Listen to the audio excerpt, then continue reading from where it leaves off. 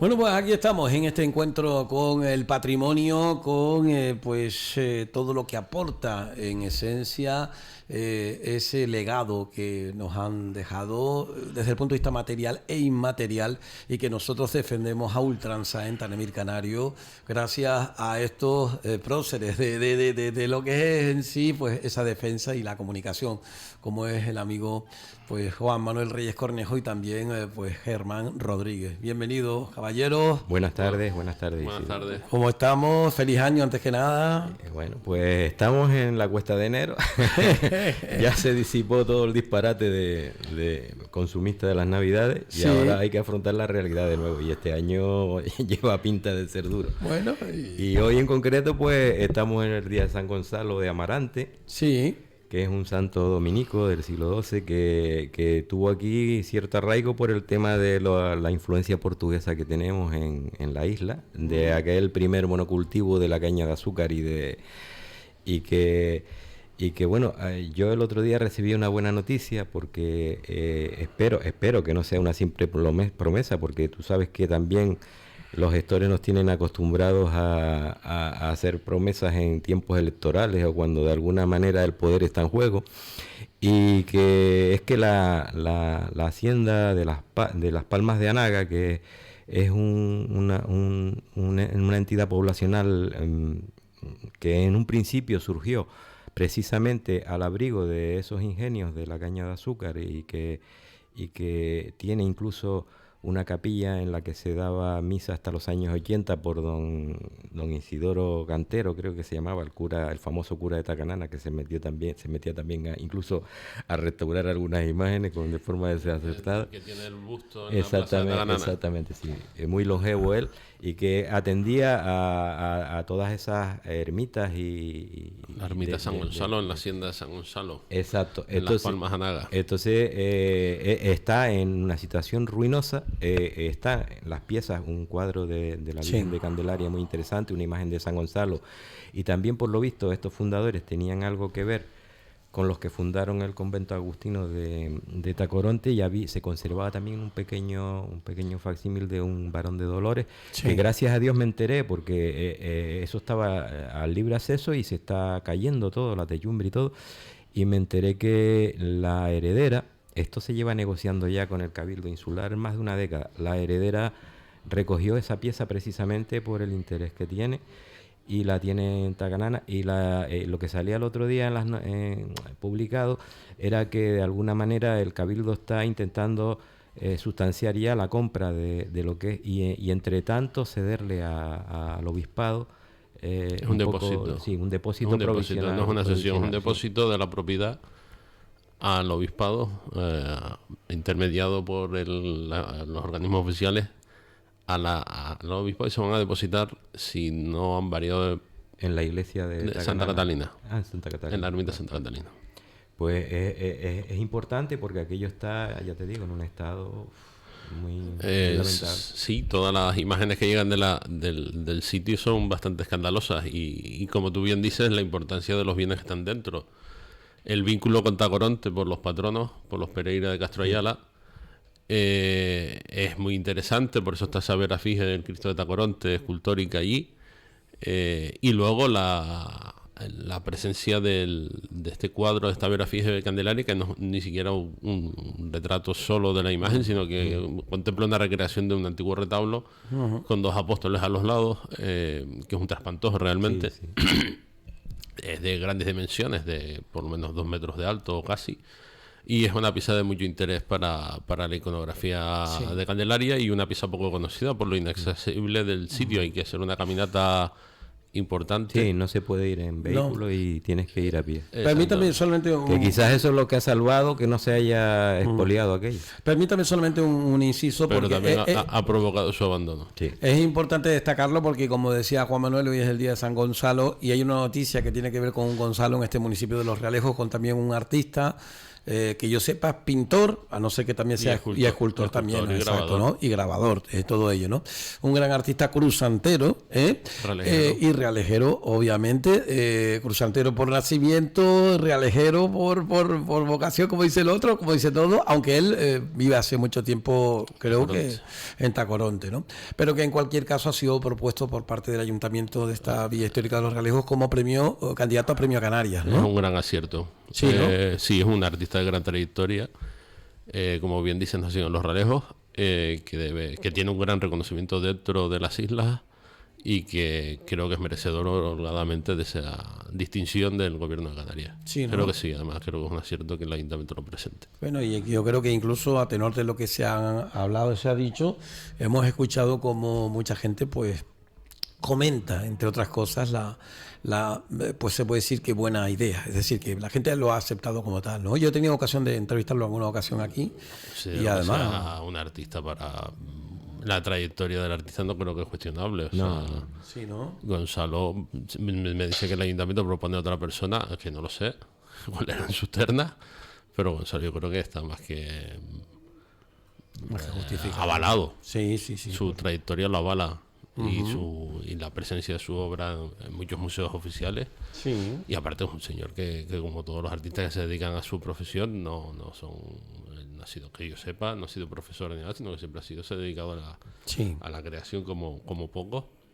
Además, y Artista. con mucho éxito fuera de aquí, también en la península, en muchos sitios. Entonces, estamos Efectivamente. hablando de ganarse la vida con el arte es muy, muy difícil hoy en día. Efectivamente, como tú bien dices, es difícil y este señor lo ha logrado. Sí, cierto, Sí. pues eso hay que tenerlo en cuenta. Queríamos también hoy, pero lo que pasa es que el tiempo es el que apremia porque había también otros temas ahí que teníamos que tratar. No, cambiamos. No pasa nada. Pero estaba muy interesante lo que estaba diciendo pues precisamente Juan Manuel acerca de ese tema. Y les recuerdo a toda la audiencia que me lo han pedido que cuando les, bueno, pues desde que se pueda, esperemos que el tiempo acompañe en estos próximas semanas, porque haremos esa visita al Rosario, creo que era. Porque claro, después yo digo, me hice un lío yo, porque alguien me preguntaba, no, y lo de las 4 ventanas y lo de las... Digo, bueno, yo son ellos los que... No se los preocupe que algo organizamos Hay, por esa hay, parte. hay días como judías, lo único que nos tenemos que organizar y Sí. hay un montón de temas y ya incluso yo tengo mirado, también yo te comentaba Sí. el otro día sobre el tema del pintor Luis de la Orotava, el hijo de Otazo, que también es interesante, ya lo tengo hablado también para ir un día a verlo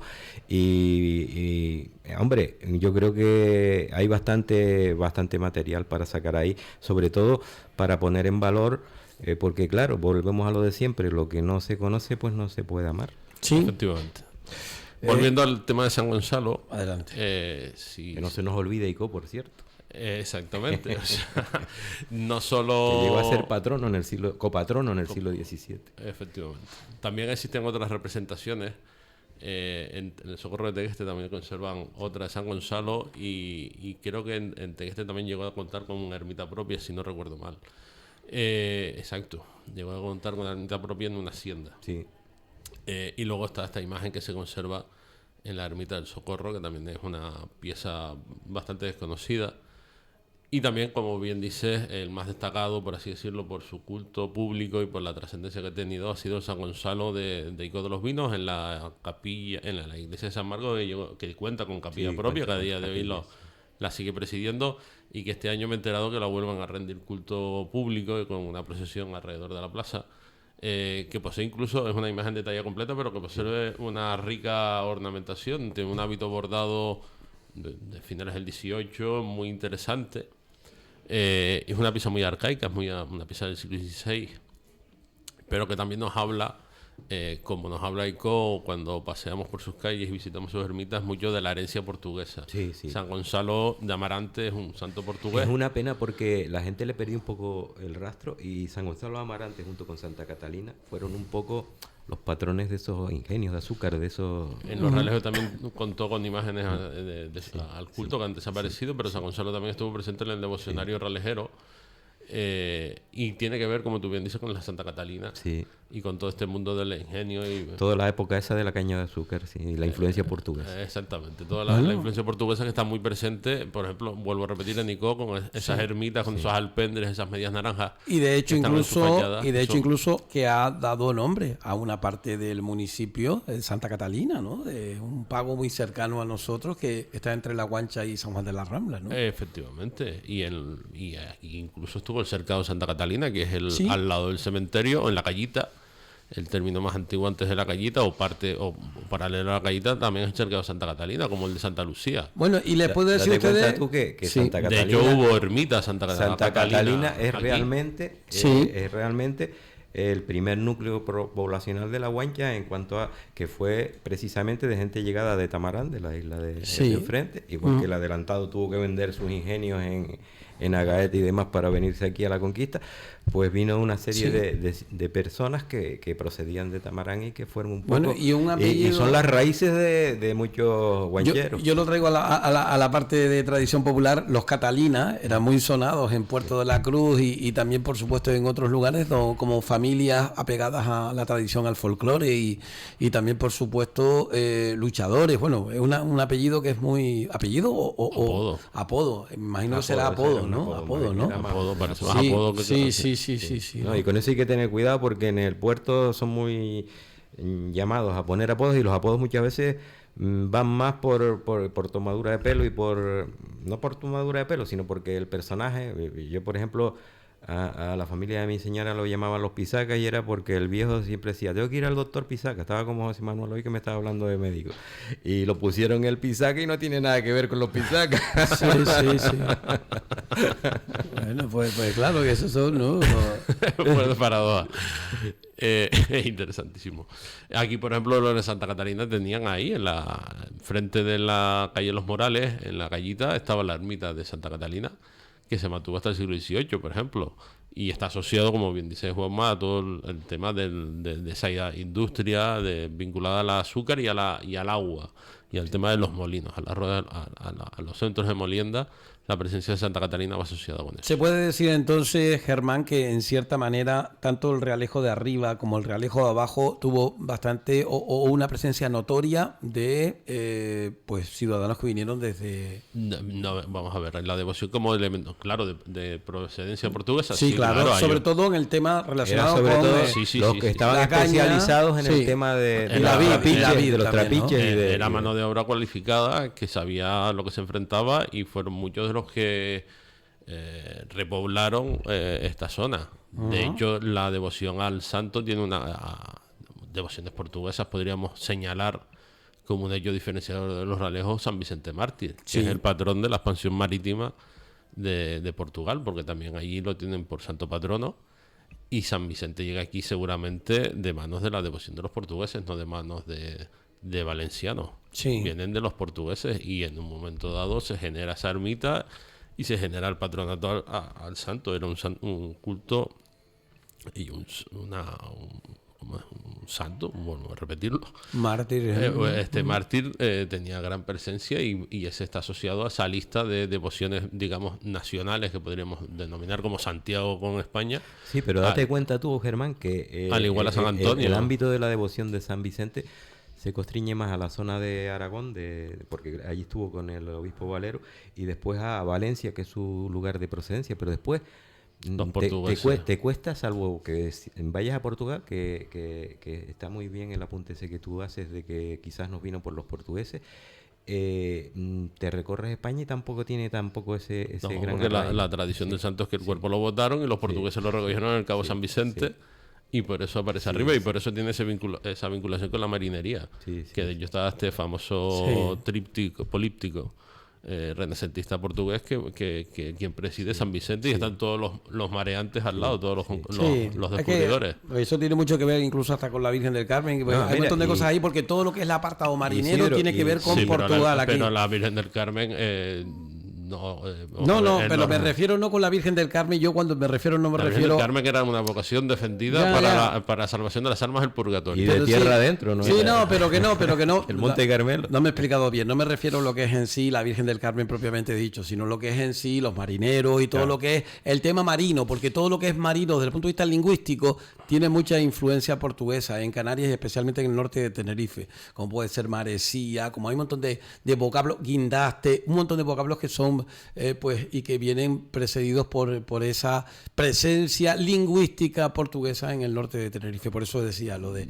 no la Virgen del Carmen propiamente dicha, que el lógicamente tema marinero de la Virgen del Carmen es relativamente reciente. Que según dicen, pues bueno, de ello lo raro es el Carmen Ralejero, porque en el siglo XVIII la Virgen del Carmen mayormente no era la patrona de marinero alguno, sino de la salvación, de la intercesión en el sustituye a San Miguel Arcángel, en el purgatorio, una gran abogada. Entonces de repente surge en el siglo XVIII con una imagen recién llegada de Génova que llama la atención de todos los contemporáneos, el que se suceda un hecho milagroso o algún hecho que aflige a una parte de la población del Puerto de la Cruz y que invocan a la Virgen del Carmen de los Ralejos, bien porque ellos procederían de los Ralejos o porque sabían de la belleza de la imagen y de lo llamativa que era, y hacen una promesa que se repite. Y la influencia, date cuenta tú también, Germán, nuestra relación con Cádiz como puerto importante, y que Cádiz también es un centro de recepción en el que se exalta de una manera bastante importante a esa Virgen del Carmen, incluso a las piezas de procedencia ligur, y allí tienes muchas que pueden ser del ámbito de María Maragliano. Sí. Entonces, claro, eso te da a entender que en esa época precisamente, cuando surge la devoción aquí, estaba en plena efervescencia. De acuerdo, pero estoy completamente de acuerdo contigo, pero en ese momento el Puerto de la Cruz y los marineros de Canarias tenían otras devociones marineras. Sí, ¿no? Empezaron con San Pedro, que era el pescador, después siguieron con la Virgen del Rosario, San Telmo, González Telmo, o la Virgen del Buen Viaje, etcétera. Y de repente, en medio de ese caldo, surge una devoción extraña. Pero si te fijas... Y para mí, que es lo que es singular, que lo que quería destacar, es que se mantiene hasta la actualidad. Si te fijas, eso obedece a la influencia social de los grupos que le rinden, y lo estamos viendo en la actualidad también. Es decir, cuántos retablos no hay con una simbología que se corresponde a otras imágenes, y tienes una imagen ahí entronizada que no tiene que ver y que ha sido por la influencia muchas veces de esos grupos sociales que adquieren un cierto... y bueno, pero el devenir de los templos cambia con los siglos. Es raro, como tú bien dices, que muchas de las capillas originales, pongamos, los retablos originales se mantengan las vocaciones originales. No, ni siquiera los elementos del exorno, hay cuántos baldaquinos están cambiados de sitio, cuántos, y ha sido, hombre, en eso tuvo mucha culpa también la desamortización de Mendizábal y todo el trasiego que se hizo de desubicación de piezas, pero también la influencia social. Y te pongo un ejemplo, en la Orotava, por ejemplo, en San Juan del Farrobo, un poco la imagen allí de más devoción era el Señor de la Columna de Pedro Roldán, y resulta que en la actualidad ya, si te descuidas, tiene más influencia la Virgen del Carmen, que es una cuestión más reciente. ¿Por qué? Por esa devoción que le otorga a la gente, y que está muchas veces relacionada con grupos de poder que hacen las donaciones, que le organizan la fiesta. Por grupos de personas que trabajan más o sí, menos. Pero quizás lo sui generis puede decirse, Germán, de aquí del santuario y de la parroquia de la Carmen, es precisamente de que los marinos vengan, ¿no? Es decir, que eso es lo que le hace un poco como tierra adentro, ¿te refieres? Ya no solo que los marinos vengan, o sea, los marinos empiezan a tener devoción. Sí, pero hay otros sitios donde los marinos tierra adentro entren a buscar... Me da lo mismo que vayan a tierra adentro que suban a lo alto del Pico del Teide. Lo singular es que en el siglo XVIII, cuando la Virgen del Carmen no es patrona de marinero alguno, un sector del mundo del mar, que son los marinos del puerto, que no son los capitanes ni los armadores, sino, digamos, los sustratos más bajos dentro de la jerarquía marítima, los autónomos, los estibadores, toda esta gente, decidan invocar a la Virgen del Carmen ante un hecho que les pudo afectar, que no se conoce, que haya venido, que eso haya surgido en menos de 20 años después de la llegada de la imagen, o en torno a 20 años, que se ha aceptado por la cofradía y por la comunidad agustina desde ese momento como la fiesta principal, que haya sobrevivido a las desamortizaciones, a los incendios y que haya logrado incluso un respaldo papal para que la octava se siga celebrando en San Agustín en pleno siglo XIX, cuando la imagen no tenía, cuando había prohibición de celebrar cultos, la orden agustina en el convento de las, de las monjas, y que eso ya se haya mantenido atado a San Agustín sí o sí. Sí. Y no solo eso, sino que así, eso ha ido sobreviviendo con las devociones y los milagros particulares de cada uno de los marinos o familias, como atestiguaba o daban testimonio de ello, por ejemplo, las pinturas murales que estaban en la iglesia de Francisco Bonín, que eran pinturas de votos, cuadros de votos, cuadros de promesa.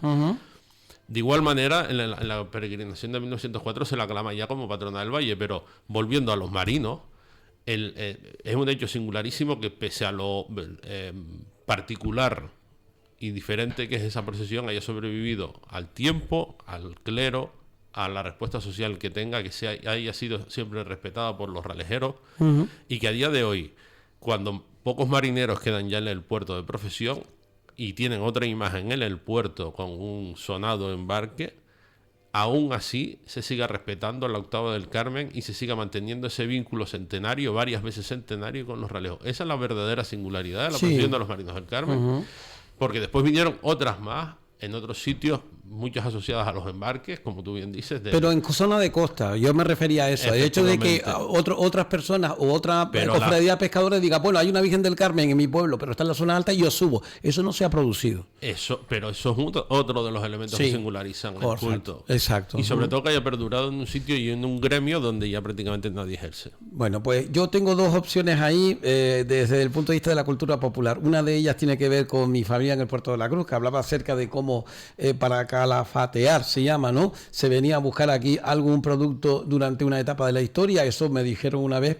Y después está la otra persona que vino de América, de Cuba, y que me contó la historia en la santería, ¿no? Pero eso no tiene nada que ver con lo que es en sí la propia imagen y aquí los realejos, sino por el cambio. Que siempre se lo digo yo a Juanma, el cambio, ellos hacen una extrapolación entre Ollá y Yemayá, y dice que le hizo un medio cambio ahí entre la entrada del cementerio, que estaba la Virgen del Carmen, o que sería Yemayá, una historia muy larga, ¿no? Pero bueno, que también habla acerca de la santería, ¿no? Que es otro tema que no tiene nada que ver con el patrimonio, pero que es curioso que ese tipo de cosas, la historia ¿no? suele tener muchas fuentes. Sí. No solo, porque también, y ya lo hemos comentado aquí otras veces, Isidro, muchas veces la historia oficial, como bien se dice, bueno, decían los mayores, la escriben los vencedores.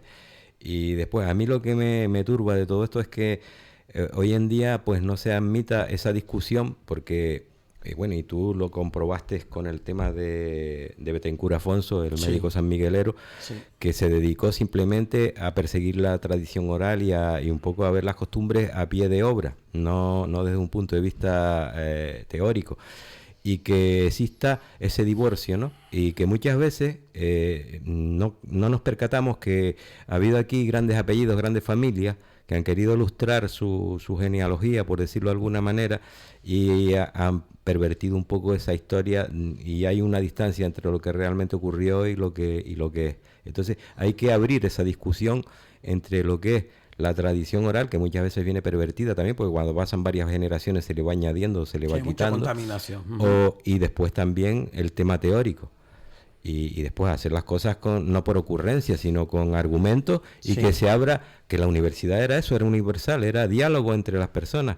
Y hoy en día, como contradigas o abras otra línea de investigación, ya te descalifican y muchas veces también muchos de los profesionales que se dedican ahora a conservar nuestra historia, pues trabajan a los dictados de ciertos poderes establecidos, poderes fáticos que les interesa que haya una versión oficial y todo lo demás se aparta, ¿entiendes? Entonces hay que ser cuidadosos con eso y después sobre todo respetuosos y no insultar a la gente ni tomarse las cosas porque piense de otra manera o esté en otra línea de investigación. Eso es lo que vende, lamentablemente es así, no sé, esa forma de entender el periodismo desde ese punto de vista que lógicamente creo yo que no hace un flaco favor yo sí te puedo la decir cultura en general. Que me siento acertaste un montón con traerte a Germán, porque Germán es una persona independiente, él te dice lo que piensa y lo que tiene que decir.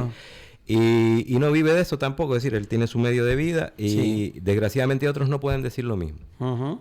Y, Oye, y son mucho más agresivos. hay una pregunta que sí me gusta, porque hoy precisamente, hoy y mañana se están celebrando, se están llevando a cabo, hoy y mañana o mañana y pasado, no sé, en el Cabildo exámenes para, que yo sé que José Antonio es uno de los que está como examinador y demás, para obtener el carnet de artesano. Y yo les pregunto a ustedes, cuando hablamos de patrimonio y hablamos de restauración y demás, ¿cómo está ese plantel? Porque ¿cuántas veces me ha dicho a mí Juanma, no, ya no vayas porque ese artesano o ese pues forjador o bueno, el que hacía las velas, me acuerdo yo, esa gente desaparece, no tiene nadie. ¿Cómo va? Lo que tienes que hacer es ir a ver una feria de artesanía y ver lo que se vende ahora por artesanía. No, yo me que refiero... son no más me refiero, manualidades que artesanía. pero me refiero más que artesanía, bueno, el hecho está en que lo que quería decir La realidad yo, es que, por ejemplo, para hacer estaba arreglando una caja de cedro. Eso. Para hacer una pestillera es más fácil comprarla que mandarla a hacer. La realidad es que la gente no lo paga, o es muy poca la gente que lo paga, y por lo cual hay sí, pero un poca orfebre, por ejemplo, no puedes mandarlo a buscar, ¿o sí? un orfebre. Sí, un tema de orfebrería, por ejemplo. Por ejemplo, se Ya, está trayendo mucho de no, fuera. Por eso te digo, entonces la yo lo que quería decir orfebrería, es date que- cuenta tú, el problema es la Yo digo, si hay salida postindustrialización. para jóvenes, para personas que quieran... Como todo en la vida hay salida en restauración. tanto en cuanto te muevas. Y La- en tanto en cuanto la- te sería la- con la sí, profesión. la artesanía está en la misma situación que el sector primario, que la agricultura, es decir, Y dentro también de la no restauración. no es rentable.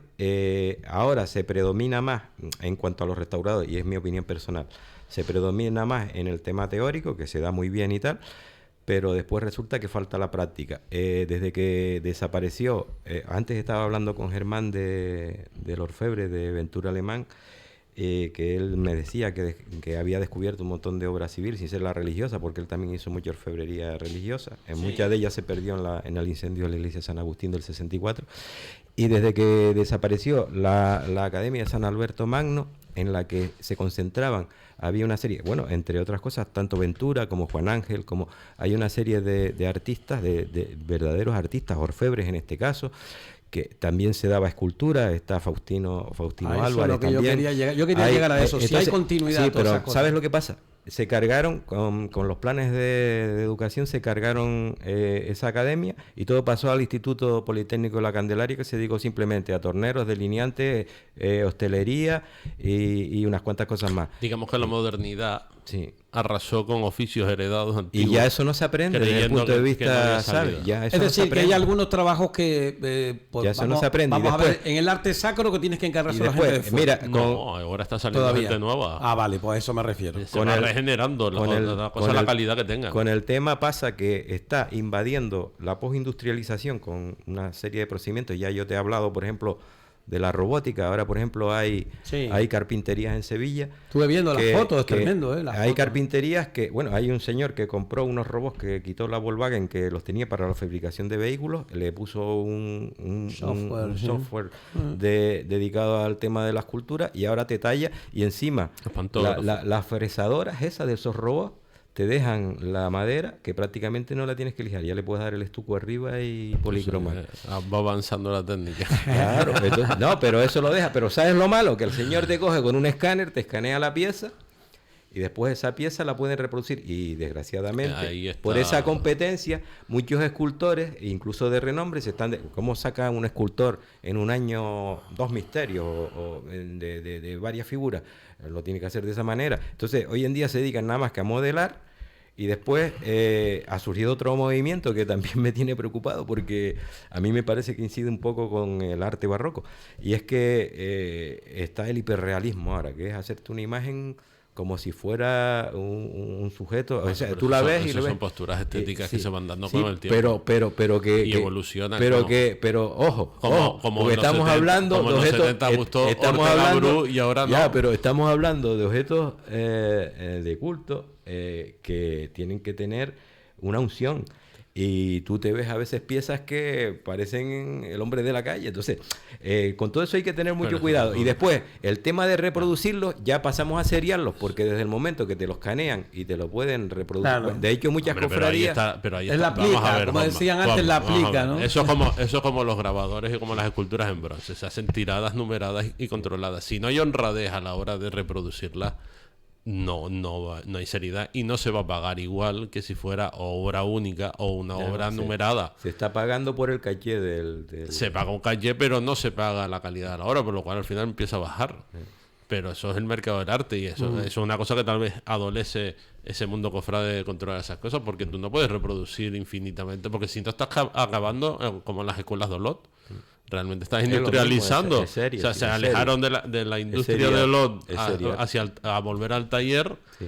Y una cosa es a aprovecharte de los medios técnicos de tu momento para poder avanzar o en el trabajo o en tu obra. Y otra cosa es volver a la industria, a la nave industrial. O sea, el ciclo se está cerrando de nuevo. Sí, sí, sí. Y eso va contra la propia profesión. Quien abuse de las reproducciones tendrá un problema. Pues el tiempo es el que es. Bueno.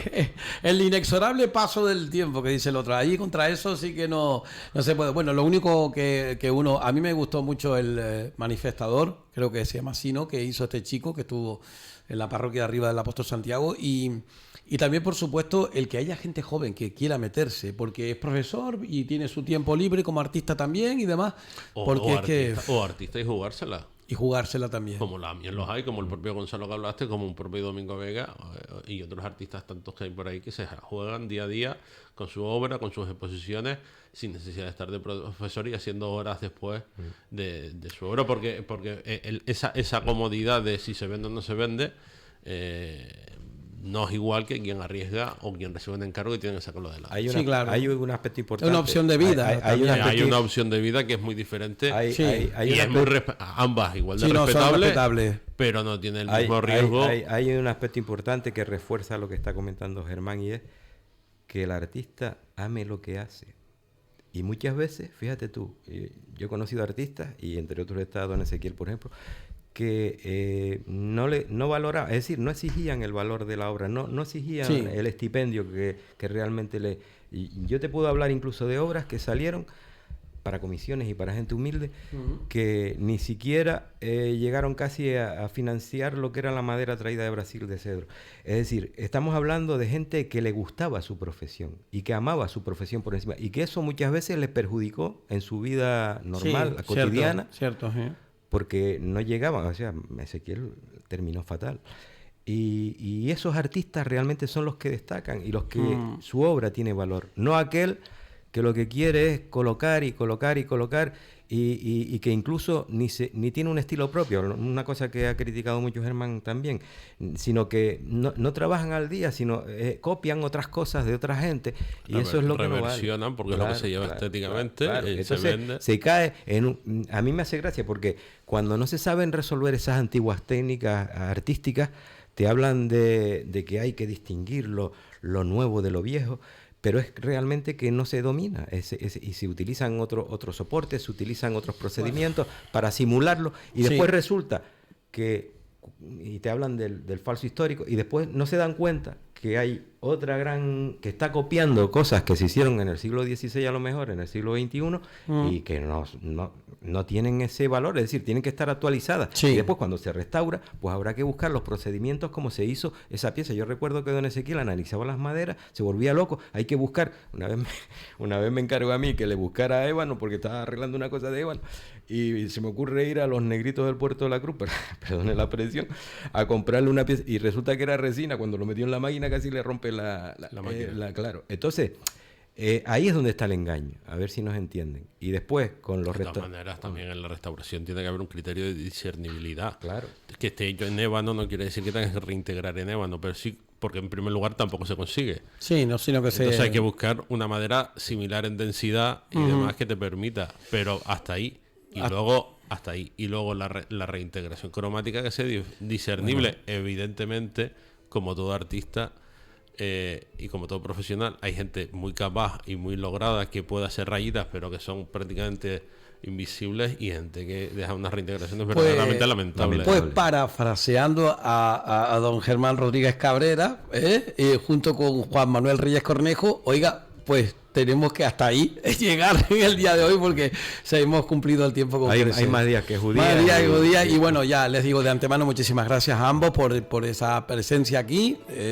Entiendo perfectamente también como empresario a Germán el que haya dado una escapadita por aquí y que oiga, pues ya saben que nosotros aquí avalamos los productos de kilómetro cero y el plátano, porque pues la empresa. Alguien me dijo a mí, dice, oye Isidro, y Germán sigue llamando y lo siguen conociendo como Pepe el de los plátanos. Sí, claro. Digo, claro que sí. Sí, si la empresa funciona y la marca está reconocida, no tiene por qué variar. Sí, señor, así como es, claro. Pues digo, como, no sé, como ahora cambiamos Paula y no son los pasteles de Paula, pues no, si esa es la marca hay que mantenerla. La Coca-Cola no cambia porque cambie de heredero el que la lleva o de SEO. Hay que sentirse orgulloso de los que claro nos dejaron que sí, por forjado. supuesto, y él lo sabe perfectamente. Un abrazo, saludos. Muy bien. Bueno.